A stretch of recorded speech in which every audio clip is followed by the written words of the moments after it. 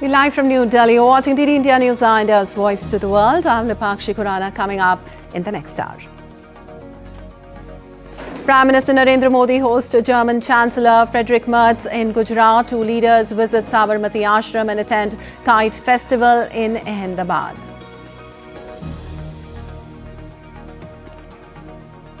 Iran protests enter third week as Trump considers military options. Iran accuses US and Israel of fomenting trouble.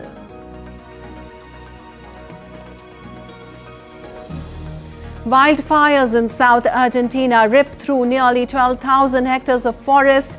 10 homes destroyed, mass evacuations enforced. And in cricket, Virat Kohli hits 93 to lead India to 4-wicket win over New Zealand in first ODI in Vadodara.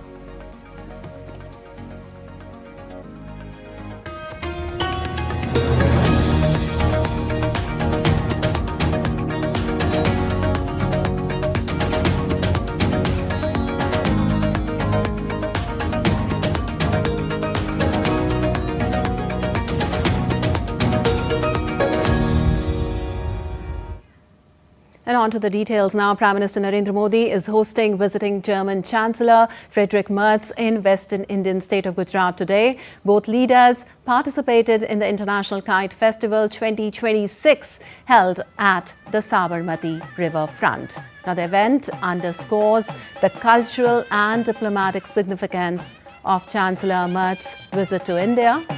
The visit is part of Chancellor Merz's first official visit to India since taking office, aimed at strengthening the bilateral ties between India and Germany.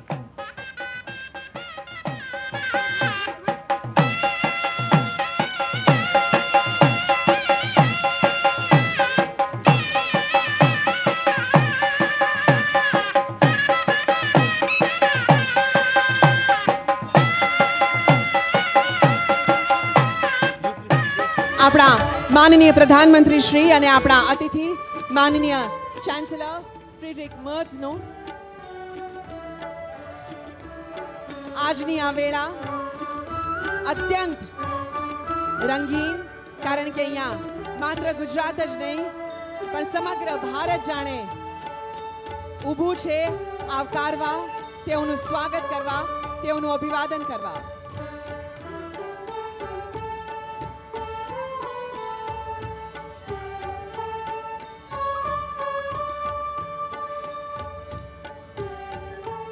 In order to meet you,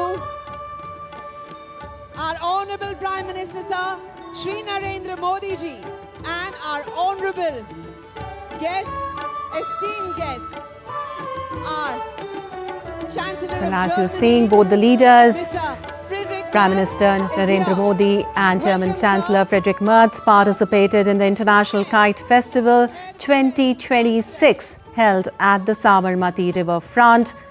The event underscores the cultural and diplomatic significance of Chancellor Merz's visit to India. The visit is also a part of Chancellor Merz's first official visit to India since taking office, aimed at strengthening the bilateral ties between India and Germany.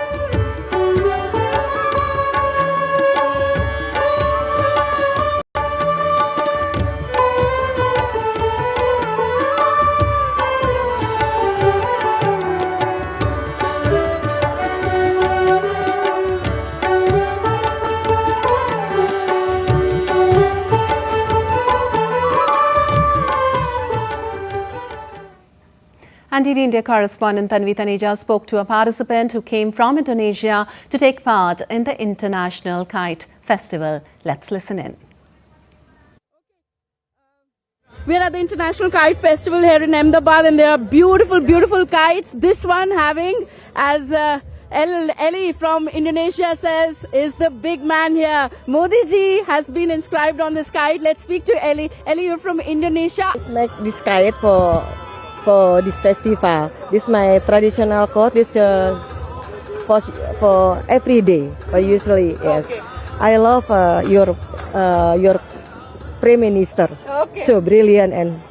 Okay. Okay. Yes, okay. Hello, ma'am. Hi. How are you? She's the owner. You're the owner of. You're also from Indonesia, ma'am. Yes. How's your experience at the International Kite Festival? Great, very great. Okay. I love it. Okay. So many people. Yeah. With You're the looking kites. forward to flying the kites, yeah? Yeah. Okay, thank you very much. With camera person Anand Kashyap, this is Tanvi Taneja. This is Tanvi Taneja for DD India. Well, the kite lovers from across the world gathered in the West Indian city of Ahmedabad to participate in the global event. The participants shared their experience with DD India. Take a listen. Our experience here is beautiful. We are very happy. The people are very friendly, grateful. Big kite festival. I visit Soti Kite Festival International and Gujarat Kite Festival, very nice. Many country delegation participating in here. I made Indian flag kite, Delta kite, very nice. This year I'm making a Gujarat kite. That Gujarat kite is displayed all over the Gujarat in that Gir jungles, that city side jalis, then Statue of Unity, then the play of the kites, then Navratri, then Somnath temple, everything Zakis in my kites, and that kites making in 6 months. After that I make a Hanuman, that's called a Pavan Putra, and they are flying with that kites, and we enjoy that kites with the another kite flyer from different countries.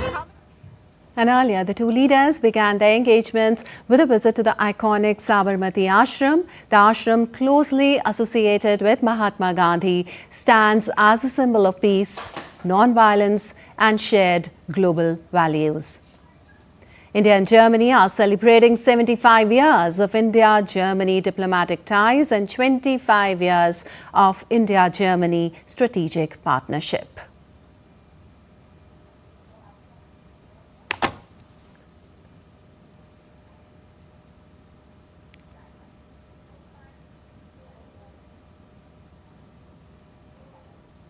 And today is National Youth Day. The day commemorates birth anniversary of one of India's foremost social and spiritual reformers, Swami Vivekanand. On the occasion, Prime Minister Modi will engage with thousands of youth across the country to envision a roadmap for the nation's development. Here's more. Arise, awake, and stop not until the goal is reached. Swami Vivekananda's powerful invocation and philosophical legacy has inspired generations of youth for over a century. He always hailed the potential of youth to transform society. On his birth anniversary, 12th January every year is celebrated as the National Youth Day. आज इस तेजी से बदलते विश्व में स्वामी विवेकानंद जी दो संदेश हर युवा के जीवन का हिस्सा होने चाहिए। ये दो संदेश हैं इंस्टीट्यूशंस और इनोवेशन। इंस्टीट्यूशन तब बनता है जब हम अपने विचार को विस्तार देते हैं, टीम स्पिरिट से काम करते हैं। आज हर युवा को चाहिए कि वो अपनी इंडिविजुअल सक्सेस को टीम सक्सेस के रूप में विस्तार दे।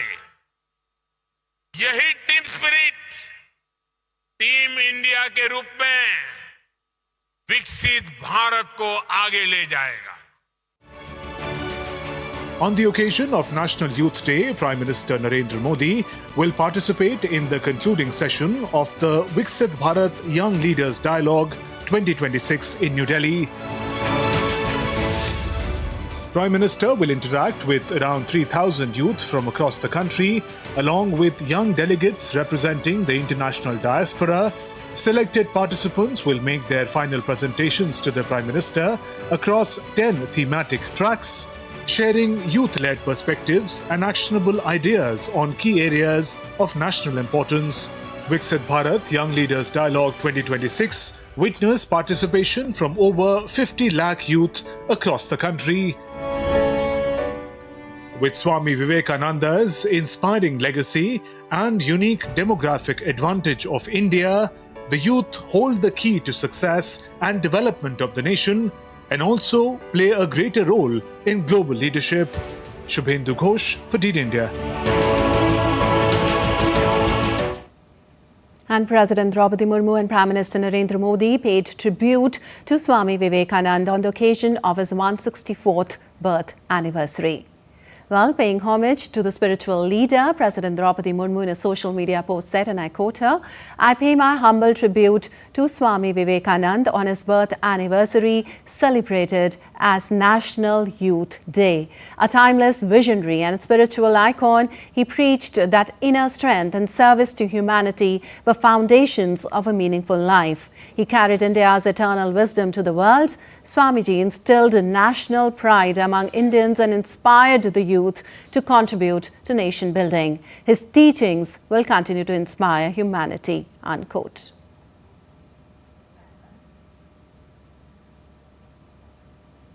Also, Prime Minister Modi in a social media post said that Swami Vivekananda remains a powerful source of inspiration for India's youth, and his personality and works continue to strengthen the resolve for a developed India.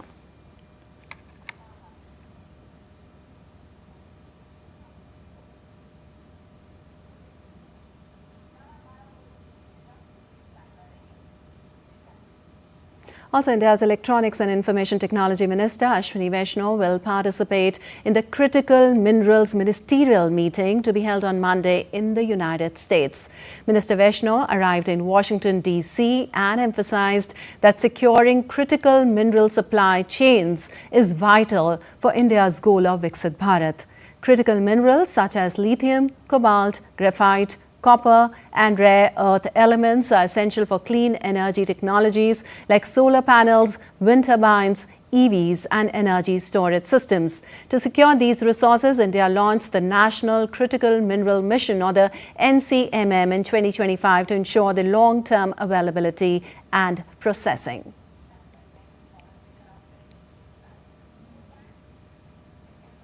And time now for a short break. We'll be back in a while.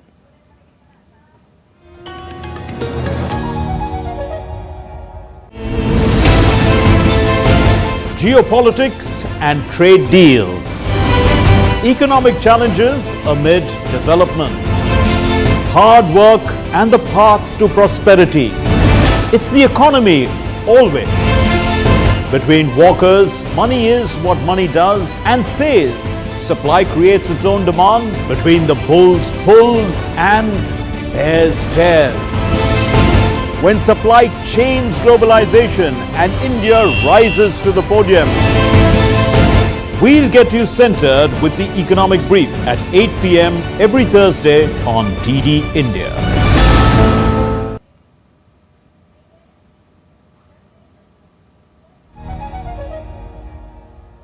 Welcome back. You're watching DD India News. I'm Lipakshi Kuran, and moving on, updates from West Asia now. Nationwide protest against government continues in Iran as the unrest entered into the third week.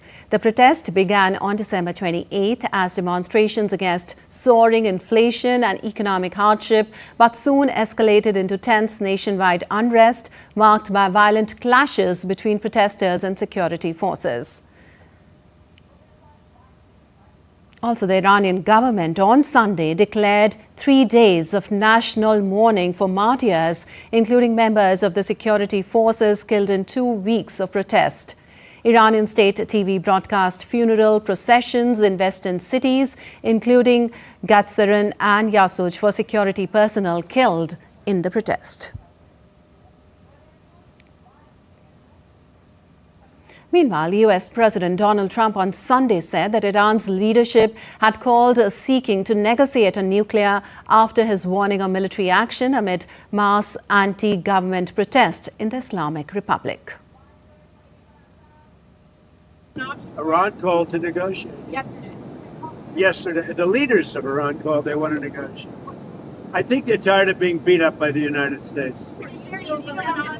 Iran wants to negotiate, yes. We may meet with them. I mean, a meeting is being set up. But we may have to act because of what's happening before the meeting. But a meeting is being set up. Iran called, they want to negotiate. Thank you very much, everybody. Well, on the other hand, Iran has warned it will retaliate if attacked by the United States. Iranian authorities accuse the US and Israel of fomenting trouble.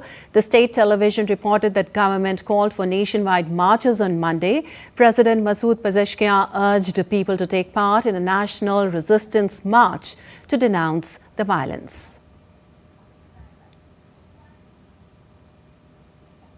Also, United Nations Secretary General Antonio Guterres has meanwhile expressed a shock over reports of violence against protesters in Iran. He urged Iranian authorities to exercise maximum restraint and refrain from unnecessary or disproportionate use of force.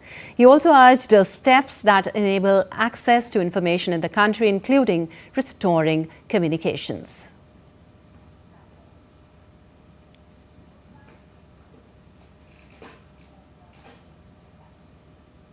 And moving on, the UN Security Council will hold an emergency meeting on Monday to discuss Russia's latest attacks on Ukraine following an urgent request from Kyiv. Now, in a post on social media platform X, Ukraine's Foreign Minister Andriy Sybiha said the meeting was convened after recent Russian strikes, which reportedly involved the use of an intermediate-range ballistic missile.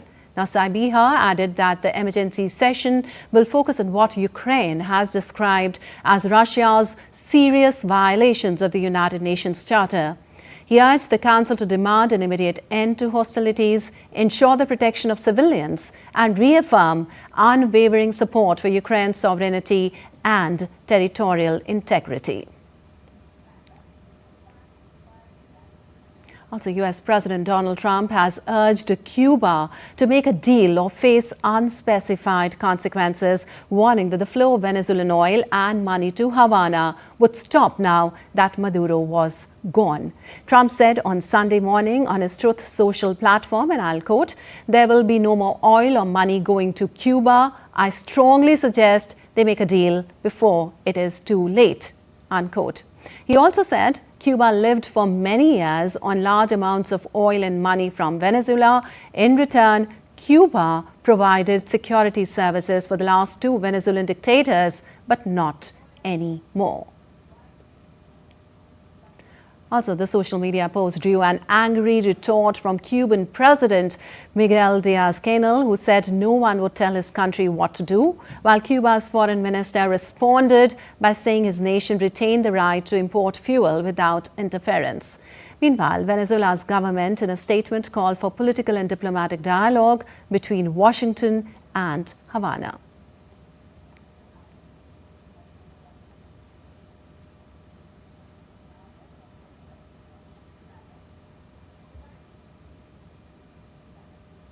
And Venezuelans waited on Sunday for more political prisoners to be freed as ousted President Nicolas Maduro claimed from his jail cell that he was doing well after being seized by US forces a week ago. Now, the government of interim president And now let's get you visuals from Gandhinagar in Gujarat, where visiting German Chancellor Friedrich Merz is meeting Prime Minister Narendra Modi.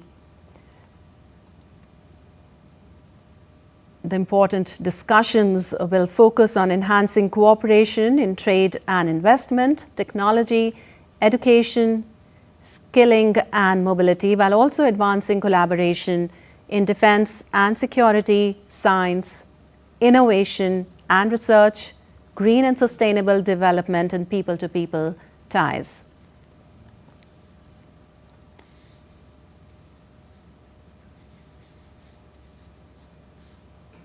Earlier than this, the two leaders in Gujarat visited the Sabarmati Ashram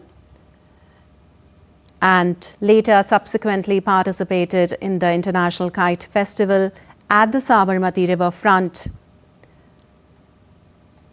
And now the bilateral engagements between the two leaders are set to begin at Gandhinagar. The leaders will also exchange views on regional and global issues and interact with business and industry leaders from both the countries as well.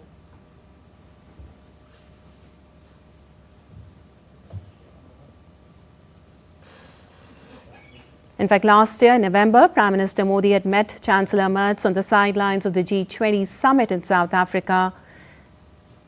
And Prime Minister Modi had described India-Germany relations as strong and expanding across key sectors, including trade, technology and innovation.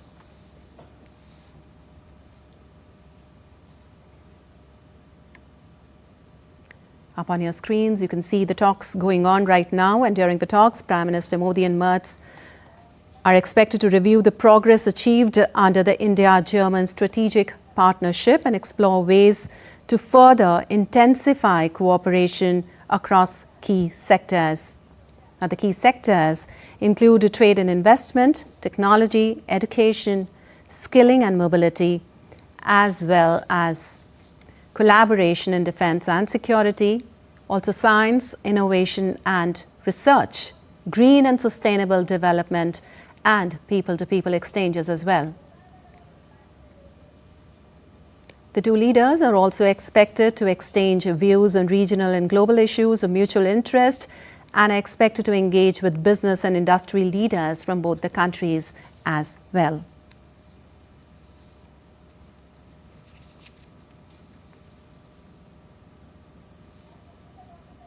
Both the leaders last met on the sidelines of the G7 summit, where they agreed to further broaden the bilateral strategic partnership.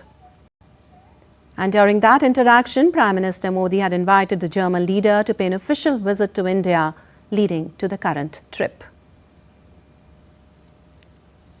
Well, the visit also comes ahead of the India-EU summit scheduled for January 27, 2026.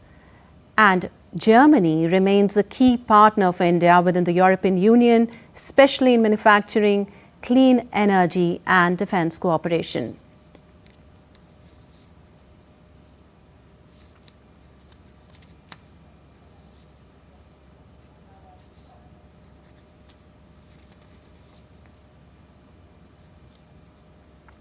Well, the two leaders are expected to review the progress made in the India-Germany strategic partnership, which has recently completed 25 years. And the discussion is expected to focus on further intensifying cooperation in trade and investment, technology, education, mobility and skilling, while also advancing collaboration in important domains of defense and security, science, innovation and research, green and sustainable development and people-to-people ties.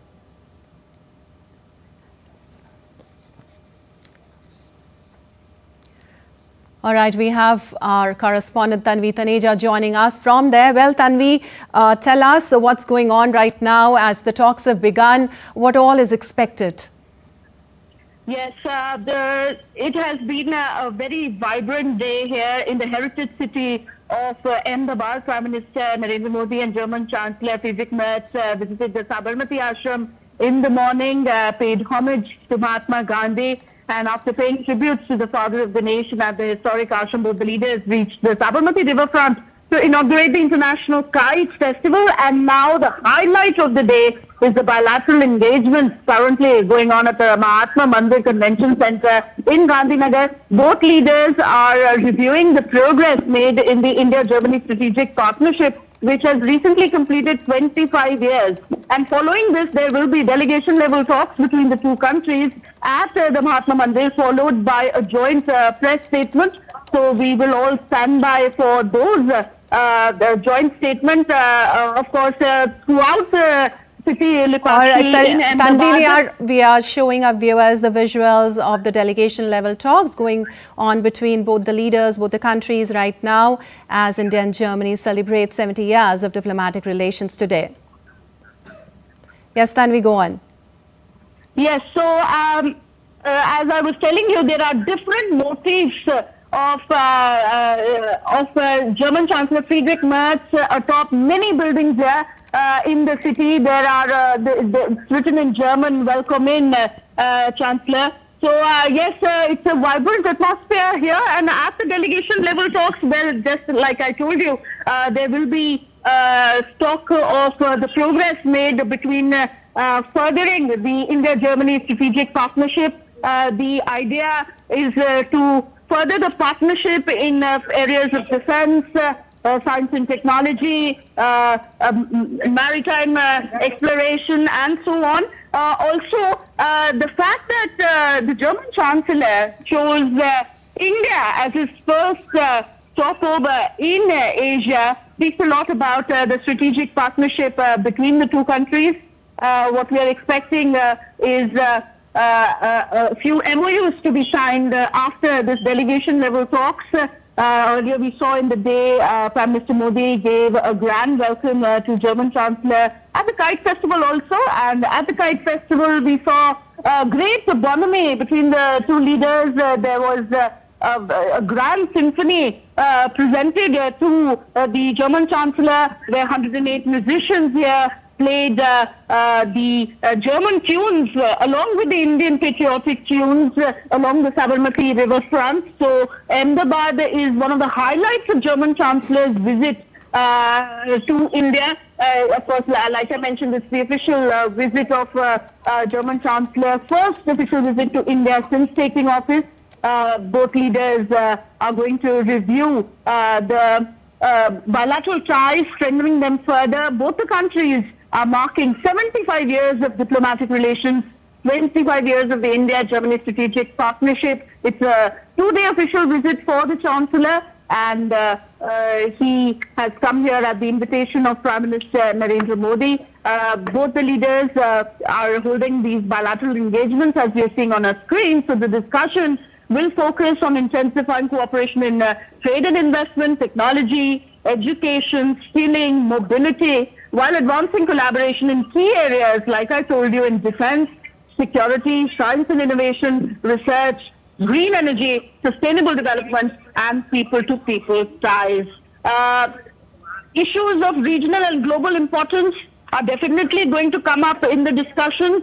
Yesterday we saw in the vibrant Gujarat Global Summit, there was participation of the Ukrainian representative who from the dais in Rajkot thanked Prime Minister Modi for helping in peace efforts in the Russia-Ukraine conflict. So yes, the Russia-Ukraine conflict, the West Asian crisis, these are some issues of global importance that might figure in the talks. And of course, after these bilateral engagements, the business and industry leaders of the two countries are also meeting at the Mahatma Mandir here in Ahmedabad. The visit will build on the momentum from regular high-level political interactions, of course provide an opportunity to reaffirm India and Germany's shared vision to develop a forward-looking partnership for the benefit of both countries and for the wider global community. On January 13th, let me tell you that Merz will visit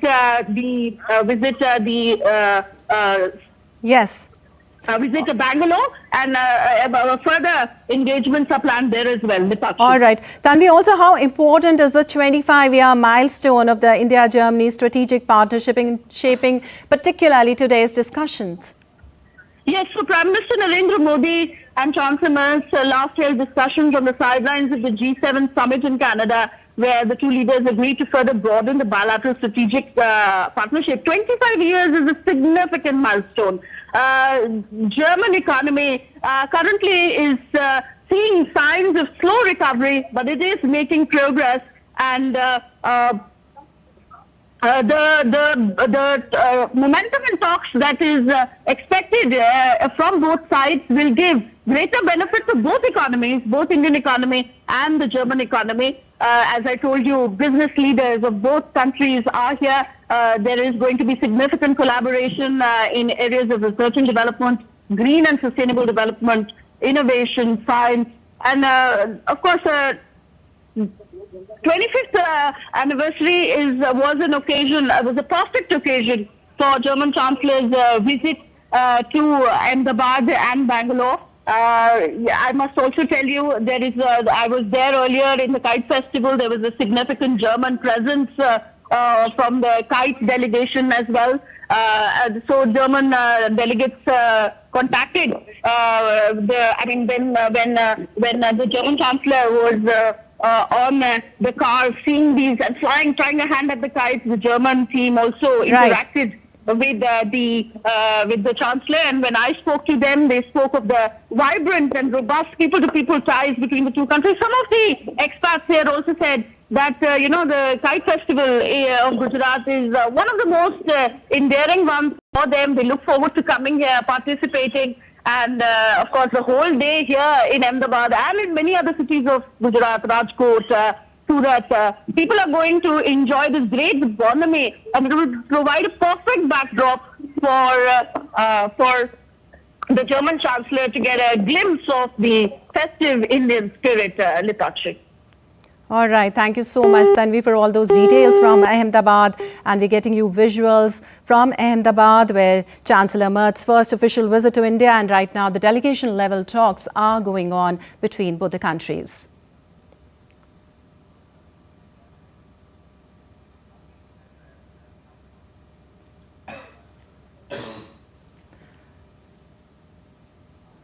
German Chancellor Merz's first official visit to India. And the delegation-level talks are going on right now. And we're getting you visuals from Gandhinagar, Gujarat, where the delegation-level talks are going on right now.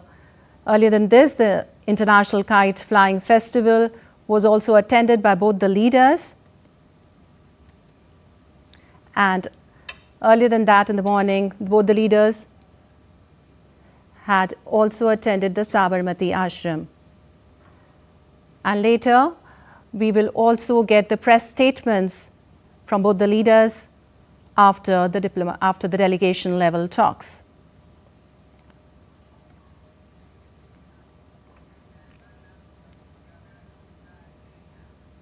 And moving on now, New Delhi continues to reel under an intense cold spell as temperatures plunge sharply across the national capital. According to the India Meteorological Department, the minimum temperature recorded at Delhi's Safdarjung Observatory on Monday stood at 3.2 degrees Celsius. On Sunday, the mercury dipped even further to 2.9 degrees, with Ayanagar recording the lowest temperature in the city. Dense fog has added to the winter woes, significantly impacting visibility across several parts of Delhi as well. In view of the foggy conditions, Delhi's Indira Gandhi International Airport has issued an advisory for the passengers. As per the notice issued at 8 a.m., travelers have been advised to check their flight status due to low visibility near the airport area. The latest update confirms that Cat 3 conditions have been imposed at the airport to manage operations amid dense fog.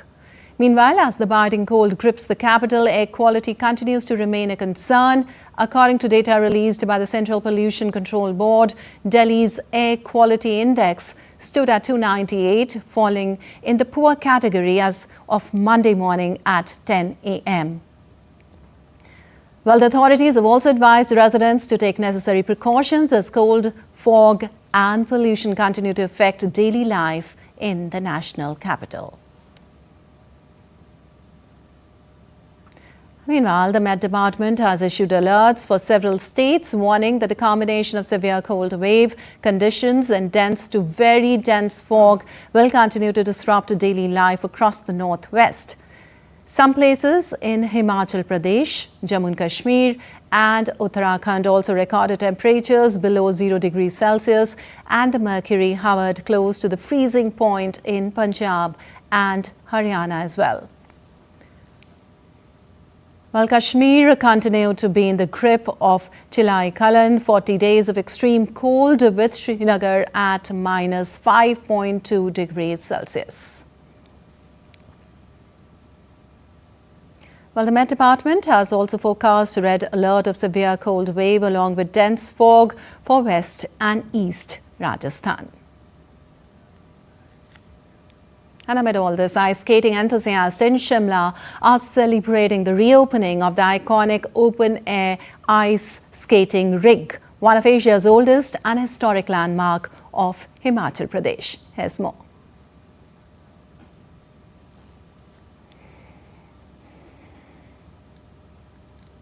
Sprung to life. With a warmer than usual December, the drop in temperatures below freezing point in January has allowed ice to naturally form in the rink, giving youngsters and the old alike an opportunity to enjoy the sport. आप जैसे देख रहे हैं कि अब तो हमारी skating बड़ी अच्छी चल रही है, लेकिन जो हम देखा दिसंबर में जो टेम्परेचर उतना नहीं बन पाया जिसमें कि आइस बन पाए हमारी, तो उसके कारण क्या हुआ कि नंबर ऑफ सेशन बहुत कम हुए हैं। आप जैसे देख ही रहे हो क्लाइमेट चेंज हो गया हुआ है, बहुत गर्मी आ गई हुई है शिमला में। अब देखो डे टेम्परेचर बढ़ गया, उसके कारण आइस जम नहीं पा रही थी। पर अब जनवरी में आप देख रहे हैं कि आइस टेम्परेचर जो है वो बिलो 0 डिग्री आ गया है और इससे कि बच्चों को आइस स्केटिंग करने का मौका मिल चुका है।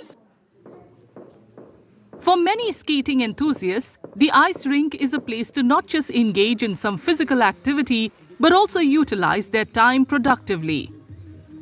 जो हमारी आइस स्केटिंग कम्युनिटी है, ये एक ऐसी कम्युनिटी है जहाँ पर हम सभी इंश्योर करते हैं कि जो एनवायरनमेंट है, जहाँ पर सब खेल रहे हैं, जहाँ पर सब वो प्रैक्टिस कर रहे हैं आइस स्केटिंग की, वो बहुत सेफ हो। और इसलिए मैं समझता हूँ कि आज के समय में हम जैसे बच्चे हैं, खासकर आजकल का जो युवा है और जो बच्चे हैं, वो फोन की जो एडिक्शन है, इंटरनेट सोशल मीडिया के अंदर फंस चुके हैं। तो चाहे और ये 2 या 3 घंटे होती है पूरे दिन के अंदर, मॉर्निंग सेशन इवनिंग सेशन, तो ये एक जरिया है वक्त चुराने के लिए अपने लिए। हमें आइस स्केटिंग करके बहुत अच्छा लगता है। मैं पास्ट 3 ईयर से इधर आइस स्केटिंग कर रहा हूँ, तो सुबह इधर जैसे कि ये एशिया का only open ice skating rink है, तो यहाँ बहुत मजा आता है सुबह स्केटिंग करने में। इस बहाने हम जल्दी उठ भी जाते हैं और ये फिजिकल फिटनेस के लिए भी बहुत अच्छा है। Formed by natural ice each winter, Shimla's open-air ice rink is a timeless symbol of the city, attracting locals and tourists alike who come to soak in its unique charm.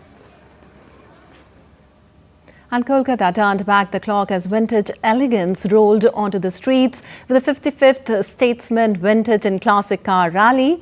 Car enthusiasts cheered as the 30-kilometre rally rolled out from the Royal Calcutta Turf Club's polo grounds.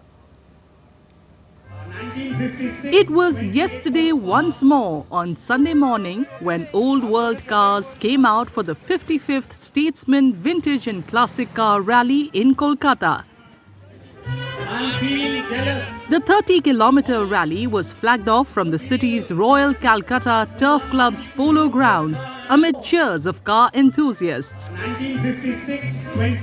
This year's rally showcased iconic automobile brands like Studebaker, Chevrolet, Dodge, DeSoto, Austin and Morris. Some of the participants have been coming to this rally for many years, even from neighbouring states. The vintage vehicles have been their prized possessions. 1933 की गाड़ी है। हम 1992 से लगातार यहाँ rally में आ रहे हैं और इंडियन वर्ल्ड ट्रॉफी लेके जा रहे हैं। ऐसे इसको चलाते बहुत कम है, रैली में यूज़ करते हैं, बाकी 15 अगस्त और 26 जनवरी को अपने टाउन में निकालते हैं। एक 1942 मेक बाइक है, इसका नाम है well bike Excelsior. It is also called a paratroopers bike. ये फोल्ड होता है इसका स्टीयरिंग और सीट फोल्ड होती है। Noted actor Prashanjit Chatterjee attended the vintage and classic car rally, joining other car enthusiasts and spectators. ये हमारा कलकत्ता का बहुत ही मतलब एक मशहूर रैली है, जहाँ पे हम लोग मतलब बचपन से 50 साल हो गया, 50 साल के ऊपर हो गया, ये रैली होता है स्टेट्समैन से। और हर आदमी, क्योंकि गाड़ी जो है ना वो भी मुझे लगता है बहुत प्यार से रखना पड़ता है।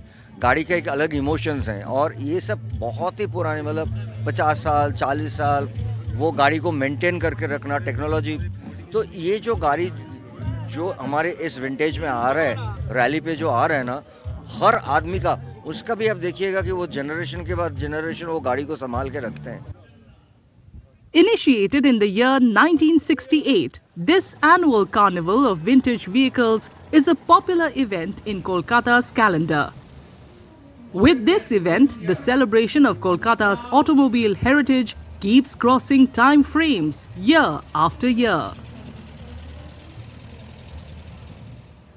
And on to some business news now. US President Donald Trump said on Sunday that credit card companies would be in violation of the law if they failed to comply with his demand by January 20th for a 10% cap on interest rates.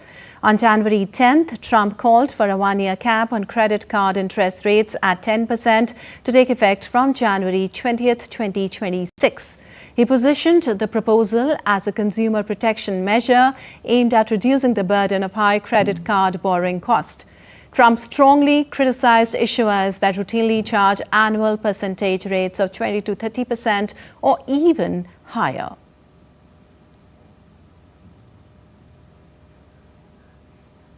An ex-owned by billionaire Elon Musk has been under fire from the officials around the world since last week when Grok began flooding the site with AI-generated non-consensual images of women and children, with pressure mounting. Musk's XAI, which operates Grok and owns X, appear to be imposing some restrictions on Grok's public image generation.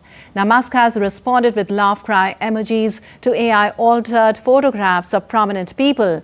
At one point, he blamed users for unlawful content generated by his chatbot, saying anyone using Grok to make illegal content will suffer the same consequences as if they upload illegal content. Now, Indonesia temporarily blocked Elon Musk's Grok chatbot on Saturday due to the risk of AI-generated pornographic content, becoming the first country to deny access to the AI tool.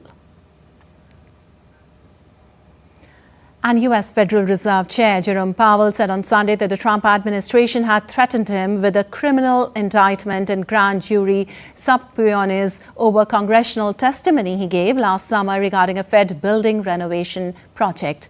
Now, Powell has called the action a pretext aimed at putting further pressure on the central bank to lower interest rates. The threat of criminal charges is a consequence of the Federal Reserve setting interest rates based on our best assessment of what will serve the public, rather than following the preferences of the president. This is about whether the Fed will be able to continue to set interest rates based on evidence and economic conditions, or whether instead monetary policy will be directed by political pressure or intimidation. I have served at the Federal Reserve under 4 administrations, Republicans and Democrats alike. In every case, I have carried out my duties without political fear or favor, focused solely on our mandate of price stability and maximum employment.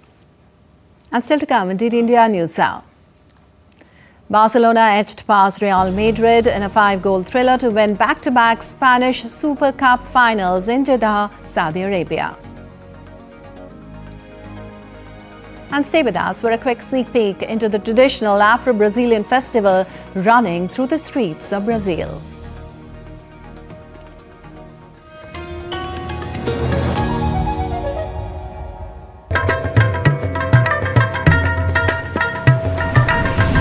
Welcome to Jharkhand, the land of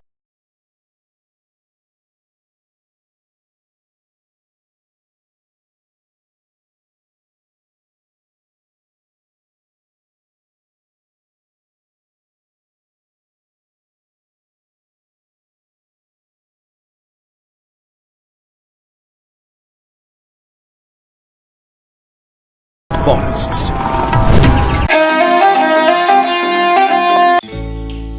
Jharkhand will mesmerize you with majestic nature, rich heritage and colorful culture. Johar. Johar. It fits perfectly. Thank you. Full workout हो गया. Ready?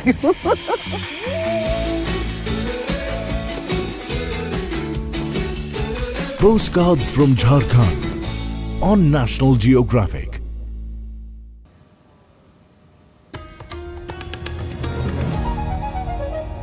Welcome back. You're watching DD India News. I'm Lipakshi Kurana. And on to some sports news now. Virat Kohli played a superb innings to power India to win in the first one-day international against New Zealand in Vadodara. Kohli fell short of his 100 by 7 runs as he was dismissed on 93 by Kyle Jamieson. Kohli had shared 2 crucial partnerships with skipper Shubman Gill and Shreyas Iyer to guide India to safety after opener Rohit Sharma fell cheaply. There was a small hiccup as men in blue lost 3 wickets in quick succession following Kohli's departure, but KL Rahul and Washington Sundar took the host over the line. Kyle Jamieson was pick of the bowlers with 4 wickets. Earlier, Daryl Mitchell hit an attacking 84 runs to steer visitors to 300 runs for the loss of 8 wickets. During the match, Kohli became the fastest player to reach 28,000 runs across formats in international cricket and the second most prolific scorer behind Sachin Tendulkar. And Sophie Devine starred with both bat and ball as Gujarat Giants edged past Delhi Capitals by 4 runs in a thrilling match for the Women Premier League 2026 at Navi Mumbai on Sunday. Devine smashed a magnificent 95 off 42 balls to anchor Gujarat at 209, which ended at 209 all out despite a stunning 5-wicket haul, including a last-over hat-trick by Delhi's young bowler Nandini Sharma. In reply, Delhi Capitals were powered by blazing half-centuries from Lizelle Lee and Laura Woolward. Woolward also added a crucial 59-run stand with captain Jemima Rodrigues, leaving Delhi needing just 7 runs from the final over. However, Devine delivered a sensational last over, conceding only 2 runs to seal a dramatic victory, restricting Delhi to 205 for 5. The win marked Gujarat Giants' second in as many matches, while Delhi Capitals suffered their second consecutive defeat. And Rafinha scored twice as Barcelona won the Spanish Super Cup after an intense 3-2 victory over Real Madrid in Sunday's final in Jeddah. It marked a 16th triumph in the tournament for Hansi Flick's side, with Barcelona also beating Los Blancos in last year's final. Barcelona have now won 10 games in a row, last suffering defeat in November when they lost to Chelsea in the Champions League. They've not lost to Spanish opposition since 26th October when Real beat them in the El Clasico at the Bernabeu. This was the 4th Clasico Super Cup in a row, while all 3 of Barca's final wins under Flick have come against Real, 2 Super Cups and the Copa del Rey. And Daniil Medvedev beat Brandon Nakashima 6-2, 7-6 to lift the Brisbane International title, starting the 2026 season on a strong note ahead of the Australian Open. It was Medvedev's second appearance in Brisbane. The 29-year-old finished as a runner-up in 2019, while it is also his first title win in a season-opening tournament since 2018. 3-time Australian Open runner-up Daniil Medvedev warmed up for this year's opening Grand Slam in perfect fashion by winning the title. The victory marked Medvedev's 22nd ATP title.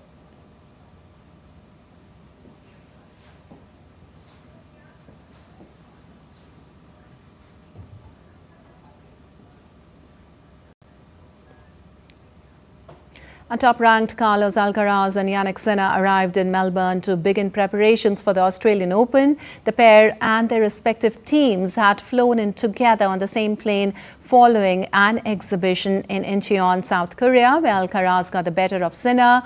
While number 1, Alcaraz, a 6-time Grand Slam champion but has never advanced past the quarter-final stage in Melbourne, begins his 2026 campaign with a new coach in fellow Spaniard Samuel Lopez, following a split from Juan Carlos Ferrero, who he enjoyed 7 trophy-laden years with.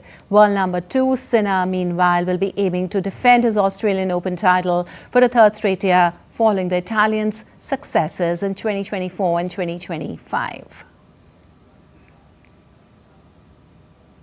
Well, I think we pushed each other, you know, to be better. So I think that's what I keep from this good rivalry. I think everybody needs someone that push you to be better, to give your 100%, and I think that's what we are doing, you know, every time. I believe everyone is different, you know, in a way. So it's good for the sport, you know, to have different, you know, personalities and game styles, and it's great, you know, to share a court with him. You know, I see a completely different point of view, how to approach, you know, certain points, and it's great, you know. So it's all good. And now we will take you back to Gandhinagar, Gujarat, where after the delegation level talks, both the leaders, Prime Minister Narendra Modi and German Chancellor Friedrich Merz, are giving a group photo right now, standing for the group photograph at the Indo-German CEOs Forum.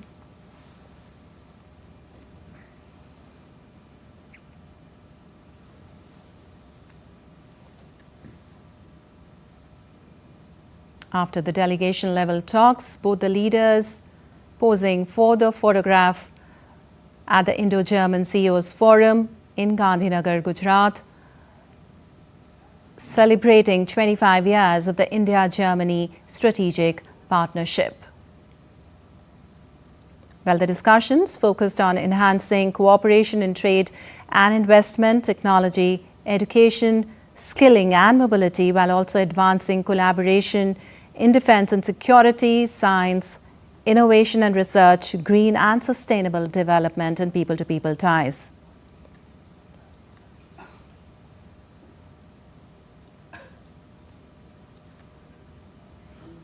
In fact, in November last year, Prime Minister Modi met Chancellor Merz on the sidelines of the G20 summit in South Africa. And at that time, Prime Minister Modi had described India-Germany relations as strong and expanding across key sectors, including trade, technology, and innovation.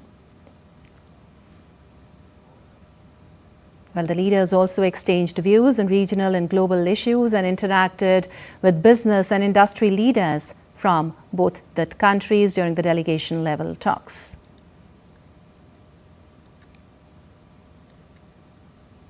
India and Germany is celebrating 75 years of diplomatic relations.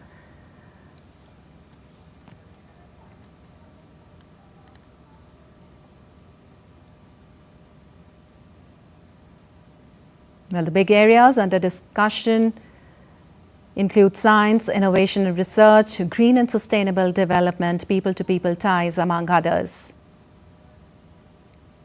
In fact, the German Chancellor's visit also comes ahead of the India-EU summit scheduled for January 27th. And Germany is a key partner for India within the European Union, particularly in areas such as manufacturing, clean energy and defense cooperation.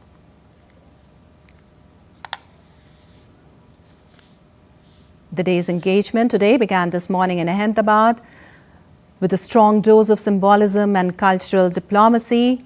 Both the leaders visited the Sabarmati Ashram, a site deeply associated with Mahatma Gandhi and India's freedom movement. And the visit underlined shared democratic values and a commitment to dialogue, peace and cooperation. Later, both the leaders moved to International Kite Festival at the Sabarmati River front, and the colorful skies reflected an informal and people-centric start, where thousands of people gathered at the International Kite Festival.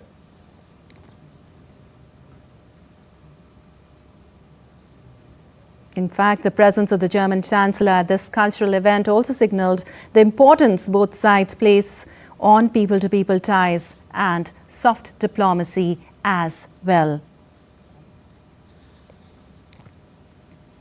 Germany is India's most significant economic partner in Europe, and both sides are keen to expand collaboration in emerging areas such as advanced manufacturing, green technologies, digital innovation and resilient supply chains.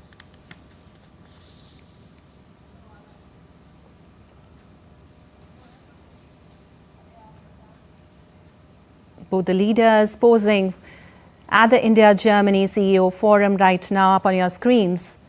And before this, the delegation-level talks were held between both the leaders. Defence cooperation is also a key focus area, with discussions aimed at enhancing joint production, technology sharing and long-term security cooperation as well.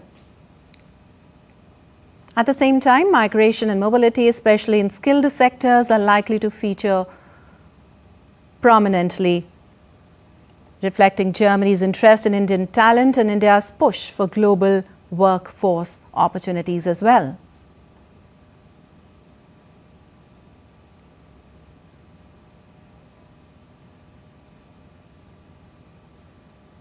Not to miss, this meeting is also taking place against a complex global backdrop right now, from geopolitical tensions to economic uncertainty and supply chain realignments. Both India and Germany, both the countries, see value in close coordination between like-minded democracies.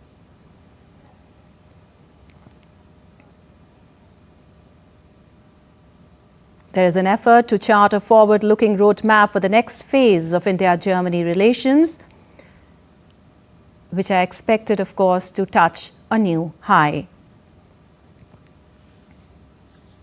We're also expecting official statements and possible announcements later in the day.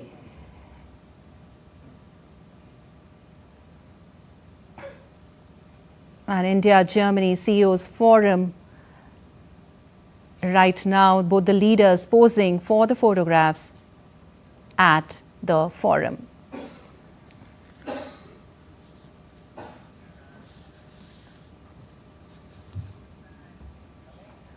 All right, that's all for this edition of DD India Live, but let us know your thoughts on the news of the day. For those on the go, you can get all the latest news and updates from India and across the world on the DD India mobile app. The app is available on both Android and iOS platforms. Scan the QR code on the screen to download now. We'll be back with more news as it breaks here on DD India. I'm Lipakshi Khurana from all of us here in Delhi. Thanks for watching DD India News Hour.